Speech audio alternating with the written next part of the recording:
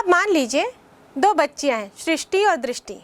ये दोनों ही अपने घर से विद्यालय को निकली हैं और उनका ग्राफ कुछ इस तरीके से दिखाई दे रहा है।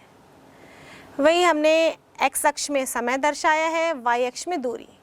दूरी तो विद्यालय की 72 मीटर ही थी।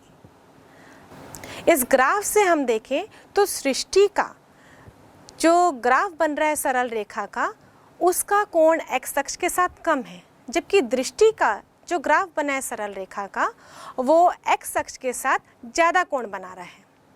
अब इस ग्राफ को देखकर बताइए कि दोनों में से किसकी चाल अधिक होगी, मतलब कौन पहले स्कूल पहुंच पाएगा। तो ग्राफ से भी देखकर हम ये बता सकते हैं कि किसकी चाल अधिक है। अभी मैंने आपको बताया था कि चाल जो होता है वो निर्भर करता है बनाए गए ग्राफ के ढाल पर। तो जिसका कोण कम है यानी कि उसका ढाल भी कम है, और ढाल कम है तो उसका चाल भी कम होगा। तो इस प्रकार हम ग्राफ को देखकर ये कह सकते हैं कि दृष्टि का चाल सृष्टि की तुलना में अधिक है। वैसे यहाँ ढाल की बात ना भी करें और सीधे ग्राफ को भी देखें तो इससे भी समझ में आ जाता है कि दूरी तो दोनों ने 72 मीटर की ही तय की, लेकिन दृष्टि को तय करने के लिए सिर्फ 4 मिनट लगे, जबकि सृष्टि को तय करने के लिए 6 मिनट लगे।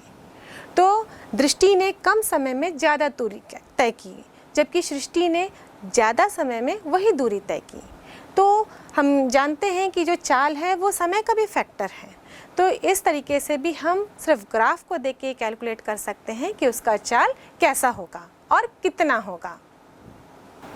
इस ग्राफ से हम दो अलग अलग वस्तुओं की गति के चाल की तुलना कर सकते हैं, लेकिन इस ग्राफ में हम देख रहे हैं कि दोनों ही जो आंकड़े हैं वो वही दोनों अक्षों के बीच में बनाए गए हैं, वही समान पैमाने दोनों के लिए इस्तेमाल हुए हैं। इसलिए हम यहाँ पर तुलना कर सकते हैं केवल ढाल को देखकर, केवल कोण को देखकर। लेकिन यही आंकड़े यदि दो अलग अलग पैमानों में बनाए जाते तब हम उनकी तुलना कभी भी नहीं कर सकते थे। अब आइए हम एक समान गति में और ग्राफों का अध्ययन करते हैं। गति तो एक समान ही है, लेकिन चलते चलते यदि वस्तु रुक जाए कुछ समय के लिए, उस समय इसका ग्राफ कैसे दिखेगा। आंकड़े वही ले लेते हैं हम, बस यहाँ पर हम ये देखते हैं कि कुछ समय के लिए वस्तु रुक गई है। उस समय मान लीजिए 2 से लेकर 4 के बीच में एक समान गति कर रही है। वही अंतर है 12-12 मीटर का, तो 12-24 हम आगे बनाएं। लेकिन 4 से लेकर 8 मिनट के बीच में वस्तु ने गति करना बंद कर दिया, या कोई विद्यार्थी है वो स्कूल जा रहा है और थोड़ा थक गया और आराम कर लिया। उस समय 4 मिनट में भी उसकी स्थिति वही थी जो कि 8 मिनट में रहेगी। इसलिए यहाँ पर ग्राफ जो है वो एक्स अक्ष के समांतर हो जाएगा, इसका कोई भी ढाल एक्स अक्ष के साथ नहीं होगा। और इस प्रकार ये जो समांतर ग्राफ बनेगा एक्स अक्ष के, वो स्थिर अवस्था को दिखाएगा जब उस समय कोई गति नहीं हुई। उसके बाद 4 मिनट के बाद उस विद्यार्थी ने, उस बच्चे ने चलना शुरू कर दिया, तो फिर हम एक सरल रेखा ग्राफ बनाएंगे जिसका ढाल होगा एक्स अक्ष के साथ। तो इस प्रकार गति करते समय रुके हुए स्थितियों का भी ग्राफ बनाया जा सकता है। जब विद्यार्थी चलते चलते थोड़ी देर रुक जाए तो क्या होता है, क्या वो उसी समय में स्कूल पहुंच पाएगा? पहले उसने 12 मिनट में 72 मीटर की दूरी तय की, लेकिन अब 4 से 8 मिनट तक वो रुक गए एक स्थान पर, तो क्या वो 12 मिनट में स्कूल पहुंच पाएगा? यदि वो समान चाल से चल रहा होगा तो 12 मिनट में नहीं पहुंच पाएगा। या तो उसको समान समय अंतराल में पहुंचने के लिए अपने चाल को बढ़ाना पड़ेगा, और यदि उसने चाल नहीं बढ़ाया तो वो निश्चित रूप से स्कूल पहुंचने के लिए लेट हो जाएगा। तो यहाँ ये ग्राफ से भी स्पष्ट नज़र आ रहा है कि पहले 12 मिनट में 72 किलोमीटर दूरी तय कर रहा था, अब 72 किलोमीटर दूरी तय करने के लिए उसे 16 मिनट लग रहे हैं। और ये अंतर आया है केवल इसलिए क्योंकि विद्यार्थी चलते समय रुक गया था। अब हम बात करते हैं असमान गति की, जिसमें कि समान समय अंतराल में वस्तु द्वारा असमान दूरी तय की जाती है। कभी दूरी बढ़ भी सकती है, कभी दूरी घट भी सकती है। तो इस स्थिति में जब हम ग्राफ बनाते हैं तो उसका कोई निश्चित पैटर्न नहीं होता। कभी हमको दूरी अधिक बढ़ती हुई, कभी घटती हुई नज़र आएगी, क्योंकि इस समय वस्तु का चाल भी असमान होगा। तो इसका ग्राफ हम देखें तो कुछ इस प्रकार नज़र आएगा। ज़रूरी नहीं है कि ग्राफ हमेशा ऐसा ही बने, ये कैसे भी इर्रेगुलर पैटर्न में हो सकता है। चाहे तो हम देखें कभी बढ़ता हुआ, कभी रुका हुआ, फिर बढ़ता हुआ, फिर घटता हुआ, इस प्रकार का ग्राफ भी बन सकता है। तो इस प्रकार हमने देखा कि विभिन्न प्रकार के ग्राफों द्वारा हम वस्तु के चाल का अध्ययन कर सकते हैं, उनकी स्थिति को बता सकते हैं समय के साथ साथ। अब हम असमान गति का एक उदाहरण लेते हैं। मान लीजिए एक ट्रेन एक स्टेशन से दूसरे स्टेशन की ओर रवाना होती है। ट्रेन कैसे चलना शुरू होती है? स्टार्टिंग में धीरे धीरे चलती है, उसके बाद उसकी गति थोड़ी सी बढ़ जाती है, फिर वो एक निश्चित गति तय करती है, और उसके बाद जब दूसरा स्टेशन आता है तो वापस उसकी गति धीरे धीरे कम होने लगती है, यानी कि ब्रेक लगने लगता है। तो यहाँ हमने देखा कि उसके वेग में परिवर्तन हो रहा है, कभी बढ़ रहा है, कभी घट रहा है। और जब हम वेग में परिवर्तन को समय के साथ साथ कैलकुलेट करते हैं तो ये एक नई राशि बनती है जिसे हम त्वरण के नाम से जानते हैं। और यदि सूत्र अनुसार देखें तो त्वरण बराबर होगा वेग में परिवर्तन अपॉन समय अंतराल। जब कोई वस्तु चलना शुरू की, उसका आरंभिक वेग कुछ होगा, फाइनली जब किसी दूसरे बिंदु पर, दूसरी स्थिति पर पहुंचती है तो उसका वेग कुछ अलग होगा, जिसे हम अंतिम वेग कहेंगे। तो त्वरण का सूत्र होगा आरंभिक वेग माइनस अंतिम वेग अपॉन समय अंतराल, यानी कि दोनों वेगों का हम अंतर लेंगे और उसको समय से भाग देंगे। तो इस प्रकार त्वरण का मात्रक हो जाएगा, वेग का मात्रक ऊपर लिखेंगे यानी कि मीटर प्रति सेकेंड, और समय का मात्रक सेकेंड। तो त्वरण का मात्रक होगा मीटर प्रति वर्ग सेकेंड। मतलब त्वरण की गणना तभी कर सकते हैं हम जब वेग में परिवर्तन हो। अब वेग में परिवर्तन दो तरीके से हो सकता है, या तो वेग बढ़ सकता है या तो वेग घट सकता है। जब स्टेशन से गाड़ी रवाना हुई थी तब उसका वेग बढ़ रहा था, और जब दूसरे स्टेशन आया तो आपने देखा कि ब्रेक लगाने पर उसका वेग घट रहा था। क्योंकि वेग एक सदिश राशि है और हमने देखा वेग बढ़ भी रहा है और वेग घट भी रहा है, इन दोनों में अंतर हम कैसे लाएंगे? जब वेग बढ़ रहा हो, समय के साथ साथ वेग में वृद्धि हो रही हो, तब हम उसे कहते हैं त्वरण। लेकिन जब वेग में कमी आए, समय के साथ साथ वेग घट रहा हो, तब हम कहते हैं उसे मंदन। यदि हम त्वरण को ए से दर्शाते हैं, क्योंकि अंग्रेजी में त्वरण को एक्सेलरेशन कहते हैं, तो इसे डिनोट भी हम अंग्रेजी के स्मॉल लेटर अल्फ़ाबेट ए से दर्शाते हैं। तो यदि हम त्वरण को ए से दर्शा रहे हैं तो मंदन हम माइनस ए से दर्शाएंगे। माइनस साइन हमेशा विपरीत चीज़ों का घोतक होता है। त्वरण में वेग बढ़ता है इसलिए हमने धनात्मक लिया, मंदन में वेग समय के साथ साथ घटता है इसलिए हम इसे माइनस ए से दर्शाते हैं। यदि वेग में एक समान रूप से परिवर्तन हो तो उस गति को हम एक समान त्वरित गति कहते हैं। इस एक समान त्वरित गति को समझने के लिए आइए अब हम एक क्रियाकलाप देखते हैं। आ जाता है वह बिंदु जहाँ पर वस्तु का कुल भार केंद्रित होता हुआ प्रतीत होता है, गुरुत्वीय केंद्र कहलाता है। बच्चों, गुरुत्वीय केंद्र को समझने के लिए चलिए हम एक छोटा सा क्रियाकलाप करते हैं। और इसके लिए मेरे पास ये पाइप आप देख रहे हैं, इसे मैं अपनी इस फर्स्ट फिंगर पर इस प्रकार से संतुलित करने की कोशिश करूंगी, लेकिन इसे मैं इस कमरे में नहीं करूंगी। इसके लिए हम कमरे से बाहर चलते हैं।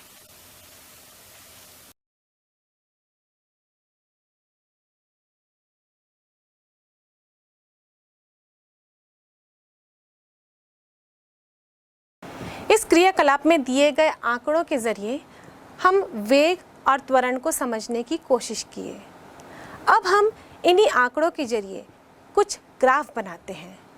अलग अलग स्थिति में ये ग्राफ किस प्रकार बनते हैं इसे समझने की कोशिश करते हैं। ये एक समान त्वरित गति है, यानी कि त्वरण का मान एक समान होगा। समय के साथ साथ त्वरण में कोई परिवर्तन नहीं आएगा, जैसा कि आंकड़ों से भी स्पष्ट था। तो यदि हम इसका ग्राफ बनाएं, x अक्ष में हम समय लेते हैं और y अक्ष में त्वरण को दर्शाते हैं, तो हम यहाँ पर देखेंगे त्वरण समय के साथ साथ परिवर्तित नहीं हो रहा है, एक समान है। तो इसका ग्राफ कैसे बनेगा?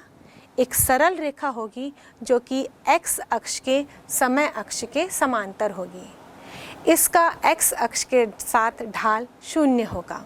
ये समय और त्वरण के बीच में x अक्ष के समांतर बना हुआ सरल रेखा का ग्राफ एक समान त्वरित गति को दर्शाता है। अब ये जो सरल रेखा x अक्ष के समांतर है, ये x अक्ष के साथ जो क्षेत्रफल बनाती है, ये क्षेत्रफल क्या दर्शाएगी? इसके लिए हम ये दो बिंदु कंसिडर करते हैं A और B, और इसका x अक्ष के साथ क्षेत्रफल निकालने के लिए हम A बिंदु से एक लंबवत रेखा खींचते हैं x अक्ष पर, और वैसे ही B बिंदु से एक लंबवत रेखा खींचते हैं x अक्ष पर। मान लीजिए ये A बिंदु वाला जो रेखा है x अक्ष पे वो 4 पर मिल रहा है और B वाला 8 पर मिल रहा है, मतलब 8 को दर्शा रहा है। क्योंकि ये क्षेत्रफल एक आयताकार रूप में है, तो आयताकार का क्षेत्रफल होता है लंबाई इंटू चौड़ाई, तो हम इनके दोनों विमाओं को गुणा कर देते हैं, तो ये हो जाएगा AL इंटू LM। AL का मान कितना दिख रहा है इस ग्राफ से देखें तो ये त्वरण का मान दर्शाया जा रहा है इस रेखा के द्वारा, तो ये है 4 मीटर प्रति वर्ग सेकंड, और ये समय का अंतर यानी समय अंतराल होगा 8 - 4 सेकंड, यानी कि 4 मीटर प्रति सेकंड स्क्वायर को हम गुणा करेंगे 4 सेकंड से, तो आंसर हमें प्राप्त होगा 16 मीटर प्रति सेकंड, यानी कि 16 मीटर प्रति सेकंड ये दर्शाता है इस एक समान त्वरित गति का वेग। यह मात्रक से हमको समझ में आ रहा है, मीटर प्रति सेकंड है, यानी कि ये मात्रक होगा वेग का। तो इस प्रकार किसी भी एक समान त्वरित गति में जो त्वरण और समय का सरल रेखा ग्राफ होता है, उसका x अक्ष के साथ क्षेत्रफल वेग को दर्शाता है। अब नेक्स्ट ग्राफ देखते हैं हम वेग और समय का। आंकड़ों की सहायता से हमने ग्राफ तैयार किया। हमने देखा कि वेग 0.5 मिल रहा है, 1 मिल रहा है, 1.5 हमने y अक्ष में वेग दर्शाया है और x अक्ष में समय 2, 4, 6, 8। और इस प्रकार जो ग्राफ तैयार हुआ है वो भी एक सरल रेखा है, लेकिन इस सरल रेखा का x अक्ष के साथ कुछ ना कुछ ढाल बन रहा है। ये x अक्ष के साथ एक कोण बनाती हुई है। अब यदि मैं समय के साथ साथ वेग में परिवर्तन निकालूं, इसके लिए मैं दो बिंदु लेती हूँ इस ग्राफ में A और B, और इस A बिंदु से मैं x अक्ष पे एक लंबवत रेखा खींचती हूँ और वैसे ही y पर भी खींचते हैं। B बिंदु से भी एक लंबवत रेखा x पे तथा y पर खींचेंगे, और जो y अक्ष का x अक्ष के साथ परिवर्तन होता है यानी कि वेग बटे समय, ये इस ग्राफ का ढाल बताता है, और यूँ कह सकते हैं ये ग्राफ का ढाल त्वरण को दर्शाएगा। तो यहाँ पर त्वरण बराबर होगा 1.5 - 0.5 अपॉन 6 - 2। इसको हल करेंगे तो 1/4 मिलेगा। यदि हम वेग का मात्रक देखें तो मीटर प्रति सेकंड था और समय का मात्रक सेकंड। तो इस प्रकार इसको जब सॉल्व करेंगे तो हमारे पास आंकिक मान मिलेगा 0.25 और मात्रक मिलेगा मीटर प्रति वर्ग सेकंड, और ये मात्रक है त्वरण का। तो इस प्रकार हम कह सकते हैं कि वेग समय ग्राफ में जो सरल रेखा मिलती है x अक्ष के साथ ढाल बनाती हुई, वो x अक्ष के साथ ढाल त्वरण को दर्शाता है। अब यदि हम इसी ग्राफ को देखें तो ये जो क्षेत्रफल है इस ग्राफ का x अक्ष के साथ, वो क्या दर्शाएगा? हम जानते हैं वेग के सूत्र अनुसार वेग बराबर विस्थापन बटे समय अंतराल, तो विस्थापन बराबर होगा वेग इंटू समय अंतराल। अब इस ग्राफ को हम देखें तो इस जो एरिया हमको मिल रहा है, इस जो ग्राफ बनी है सरल रेखा, उसका x अक्ष के साथ बिंदु A और B के बीच में तो ये दो भागों में बटी हुई है। ये एक त्रिभुज और एक आयताकार, दोनों के क्षेत्रफल का योग है। तो ये पूरे ग्राफ का इस क्षेत्रफल को यदि हम देखें तो ये दो भागों का योग है। तो इसका क्षेत्रफल निकालने के लिए तो हम ये A B C D E का क्षेत्रफल निकालने के लिए आयत ए बी सी डी का क्षेत्रफल लेंगे और उसका योग करेंगे त्रिभुज ए डी ई के क्षेत्रफल से। आयत का क्षेत्रफल का सूत्र होता है लंबाई इंटू चौड़ाई, तो हम लिखेंगे A B into B C. और त्रिभुज के क्षेत्रफल का फॉर्मूला होता है हाफ बेस इंटू एल्टीट्यूड, यानी हम लिखेंगे half A D into D E. अब ए बी का मान कितना है और बी सी का मान कितना है, इसको ज्ञात करते हैं हम। तो ये का 0.5, ग्राफ से ही देखते हैं ये कहाँ पर टच कर रहा है, ये 0.5 होगा। इनटू बी सी का मान देखते हैं, बी सी बराबर है 4 प्लस हाफ ए डी का मान है 4, ए से लेकर बी तक की डी तक की दूरी है 4, इंटू डी ई का मान है 1। अब इसको हम सरल करेंगे तो हमें मिलेगा 2 + 2 यानी कि 4 मीटर। तो इस प्रकार हम कह सकते हैं कि ये जो ग्राफ वेग और समय का बना है, जो एक सरल रेखा के रूप में है, एक्स अक्ष के साथ को ढाल बनाते हुए ये क्षेत्रफल दर्शाता है विस्थापन को। तो इस प्रकार हम ग्राफ से ही विभिन्न राशियों का कैलकुलेशन कर सकते हैं। यदि कोई वस्तु एक समान त्वरण a से गति कर रही है, आरंभ में उसका वेग u है और t समय अंतराल बाद उसका वेग v हो जाता है और इस समय वस्तु में s विस्थापन होता है, तो गति के 3 समीकरण होंगे। पहला v = u + at, दूसरा s = ut + ½ at², तीसरा v² = u² + 2as। अब आइए देखते हैं इन तीनों समीकरणों को हम वेग समय ग्राफ के द्वारा किस प्रकार ज्ञात कर सकते हैं। तो जैसा हमने जाना कि एक समान त्वरित गति के लिए वेग समय ग्राफ एक सरल रेखा होती है जिसका x अक्ष के साथ कुछ कोण होता है। यहाँ पर हम x अक्ष में समय लेंगे, y अक्ष में वेग दर्शाते हैं। जैसा कि मैंने कहा कि आरंभ में वस्तु का वेग u है, तो हम यहाँ पर इस y अक्ष में स्टार्टिंग पॉइंट को हम u लेंगे और यहाँ से हम ग्राफ बनाना शुरू करेंगे और ये ग्राफ एक सरल रेखा होगी जिसका x अक्ष के साथ समय अक्ष के साथ कुछ कोण होगा। तो इस प्रकार एक समान त्वरित गति का ग्राफ दिखाई देगा। हम इसको मार्क कर देते हैं। आरंभिक वेग u लिया है हमने और अंतिम वेग v।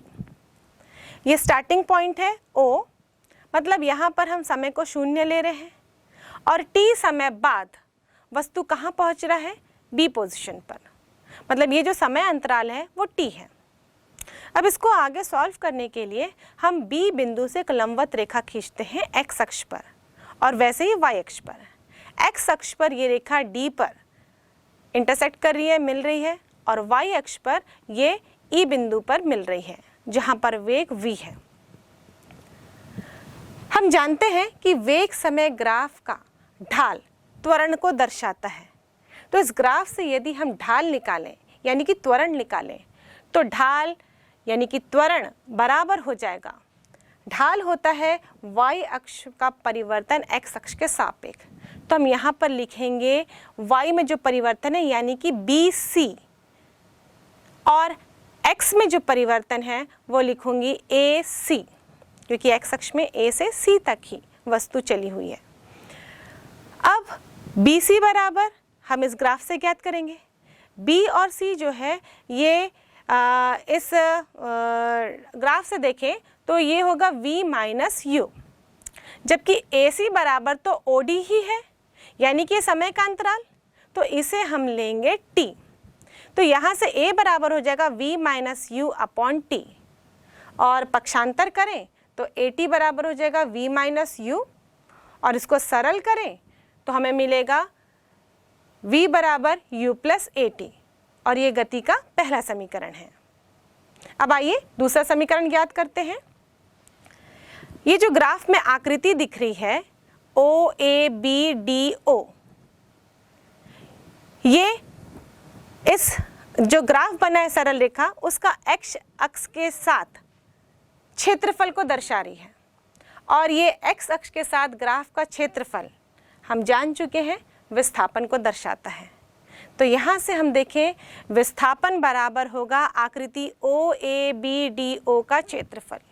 अब ये जो आकृति है ये दो भागों में बटी हुई है, एक तो आयत OACD और दूसरा त्रिभुज ABC।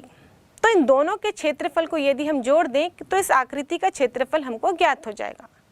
तो यहाँ से हम लिखेंगे S बराबर आयत OACD का क्षेत्रफल प्लस त्रिभुज ABC का क्षेत्रफल।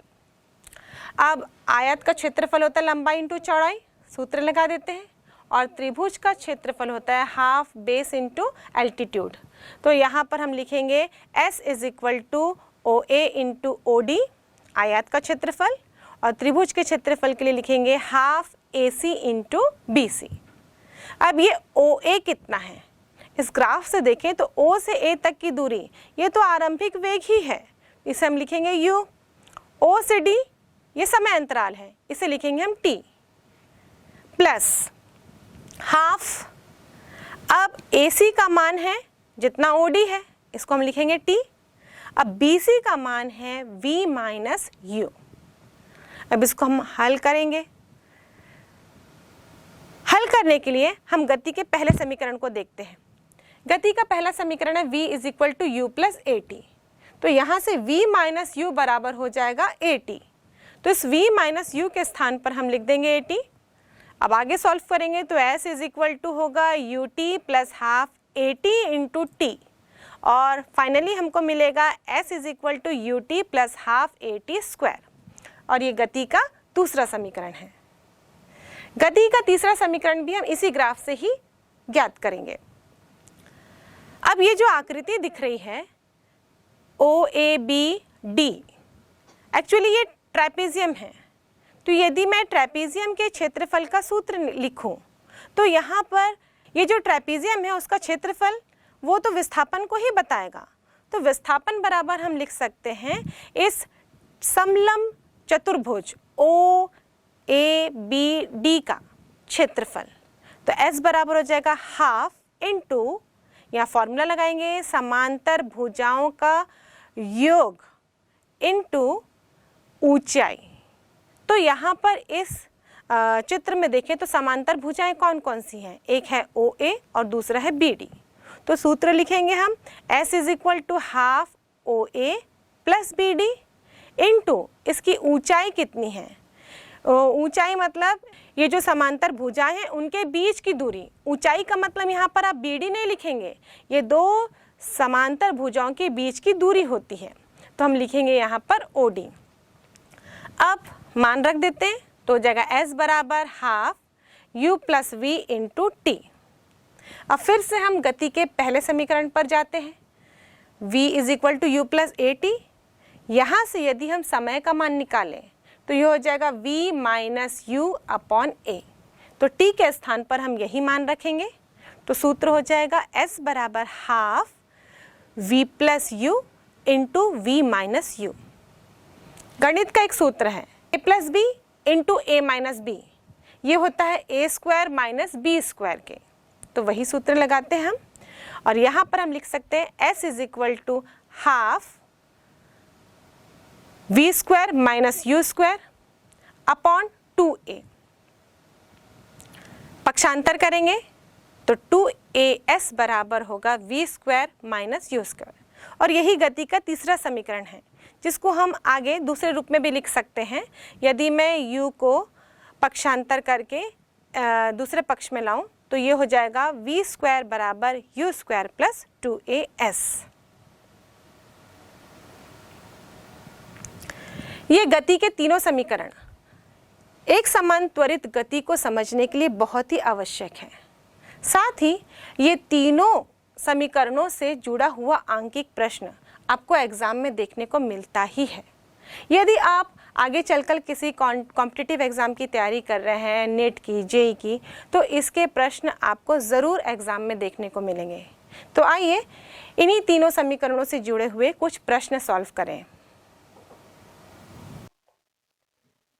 पहला प्रश्न, एक पिंड 4 मीटर प्रति सेकंड के वेग से गतिशील है। यदि उसका त्वरण 2 मीटर प्रति वर्ग सेकंड हो तो 5 सेकंड पश्चात उसका वेग तथा उसके द्वारा तय की गई दूरी ज्ञात करें। इस प्रश्न में दिया गया है पिंड का वेग u बराबर 4 मीटर प्रति सेकंड, त्वरण a बराबर 2 मीटर प्रति वर्ग सेकंड, अंतिम वेग ये हमको ज्ञात करना है और इसके द्वारा तय की गई दूरी भी हमको ज्ञात करनी है।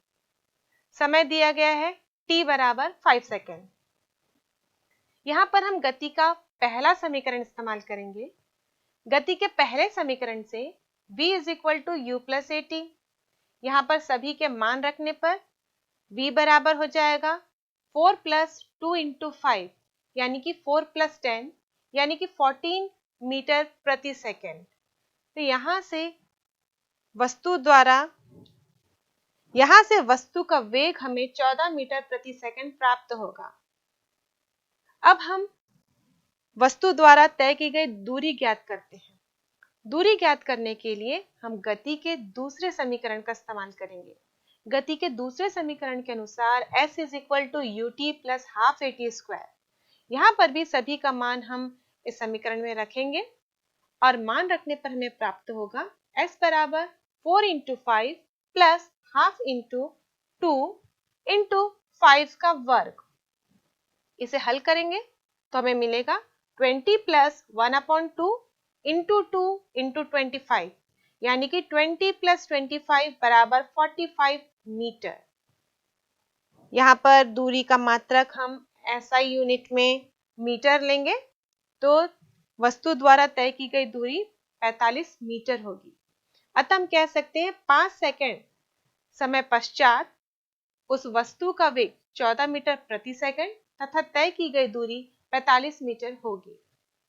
अगला प्रश्न, एक कार 4 मीटर प्रति वर्ग सेकंड की एक समान त्वरण से गतिमान है, तो गति प्रारंभ करने के 10 सेकंड बाद वह कितनी दूरी तय करेगी?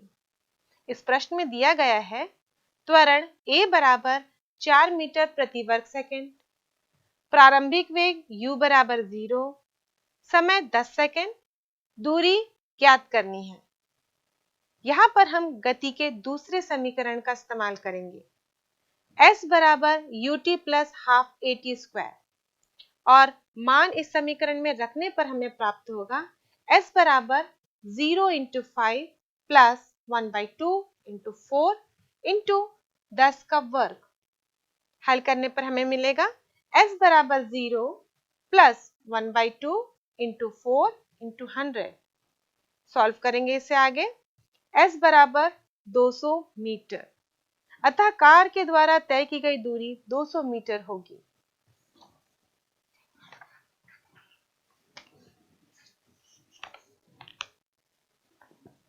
अगला प्रश्न, एक गाड़ी 36 किलोमीटर प्रति घंटे की एक समान चाल से चल रही है। जब उसमें ब्रेक लगाया जाता है तो उसमें 0.5 मीटर प्रति वर्ग सेकंड का मंदन उत्पन्न हो जाता है।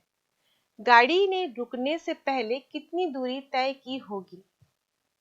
इस प्रश्न में दिया गया है गाड़ी का प्रारंभिक वेग यानी कि u बराबर 36 किलोमीटर प्रति आवर।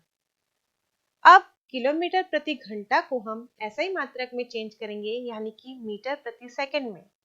इसीलिए यहाँ पर किलोमीटर को मीटर में बदलने के लिए हम 1000 से गुणा करेंगे और एक घंटे को सेकंड में बदलने के लिए हम 60 इंटू 60 करेंगे, क्योंकि एक घंटे में 60 मिनट होते हैं और एक मिनट में 60 सेकंड। तो u बराबर हो जाएगा 36 इंटू 1000 अपॉन 60 इंटू 60 मीटर प्रति सेकंड। इसको सॉल्व करने पर हमें मिलेगा u बराबर 10 मीटर प्रति सेकंड। यहाँ पर गाड़ी में ब्रेक लगाया जा रहा है यानी कि मंदन उत्पन्न हो रहा है, इसलिए हम यहाँ पर मंदन को ऋणात्मक चिन्ह द्वारा दर्शाएंगे। तो a बराबर हो जाएगा -0.5 मीटर पर सेकंड स्क्वायर। अब हमें जब गाड़ी में ब्रेक लगाया जाएगा तो गाड़ी विराम अवस्था में आ जाएगी, इसीलिए गाड़ी का अंतिम वेग यानी कि v बराबर हो जाएगा 0। हमें ज्ञात करना है इस गाड़ी के द्वारा तय की गई दूरी। यहाँ पर हम गति के तीसरे समीकरण का इस्तेमाल करेंगे क्योंकि समय यहाँ पर नहीं दिया गया है। कभी कभी बच्चे कंफ्यूज हो जाते हैं कि यहाँ पे गति का दूसरा समीकरण इस्तेमाल करना है या तीसरा। जब हमको दूरी निकालनी हो तो हम दोनों ही समीकरण इस्तेमाल कर सकते हैं, लेकिन जब समय ज्ञात हो या समय ज्ञात किया जा सकता हो तब हम दूसरे समीकरण का इस्तेमाल करते हैं। जहां पर समय नहीं दिया हो वहां पर हम तीसरे समीकरण का इस्तेमाल करते हैं। तो यहाँ पर गति के तीसरे समीकरण से v स्क्वायर बराबर u स्क्वायर प्लस 2as, मान रखने पर 0 स्क्वायर बराबर 10 square plus 2 into -0.5 into s। यहाँ से हमें मिलेगा 0 बराबर 100 माइनस 1s। 0.5 को 2 से गुणा करने पर 1 मिलेगा और यहाँ ऋणात्मक चिन्ह आ जाएगा। 1s बराबर होगा 100 और s बराबर होगा 100 मीटर, यानी कि यहाँ पर गाड़ी के द्वारा तय की गई दूरी 100 मीटर होगी। अब अगला प्रश्न देखते हैं जो कि ग्राफ पर आधारित प्रश्न है। किसी निश्चित दिशा में चल रहे कण की चाल समय ग्राफ नीचे चित्र में प्रदर्शित है। इस ग्राफ की सहायता से हमें 0 से 10 सेकंड में चली गई दूरी तथा कण की औसत चाल ज्ञात करना है। इसको सॉल्व करते हैं। s बराबर 0 से 10 सेकंड में चली गई दूरी। अब हम ग्राफ को देखते हैं। ये चाल समय ग्राफ है। यहाँ पर x अक्ष में समय दिया गया है सेकंड में और y अक्ष में चाल दिया गया है मीटर प्रति सेकंड में। इस ग्राफ के अनुसार हम जानते हैं चाल समय ग्राफ में ग्राफ का समय अक्ष यानी कि x अक्ष के साथ घिरा हुआ क्षेत्रफल दूरी को दर्शाता है। इसलिए दूरी ज्ञात करने के लिए हम इस क्षेत्रफल को ज्ञात करेंगे।